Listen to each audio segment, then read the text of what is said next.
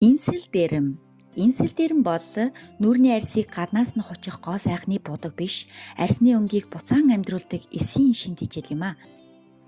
Инсэл дэрэм сет нь арьсыг хоргоожуулж гүн цэвэрлэх угаагч нунтаг, арьсанд шим тэжээлэгч сэвхнөөсөө бүдгэрүүлэх бустер серум, арьсныг эсийн түвшинд хүрч залуужуулах ботокс дос, арьсны балансыг тэнцвэржүүлж залуужуулах үйлчилгээтэй алттай гел, гадны бохирдлоос хамгаалж гүн чийгшүүлэх досон мист, нарны хитюгаан туяанаас хамгаалах нарны дос, арьсны өнгөөр уусч шингэх BB крем болон 4D кушон гэсэн нийт 9 бүтээгдэхүүнээс бүтдэг байгаа.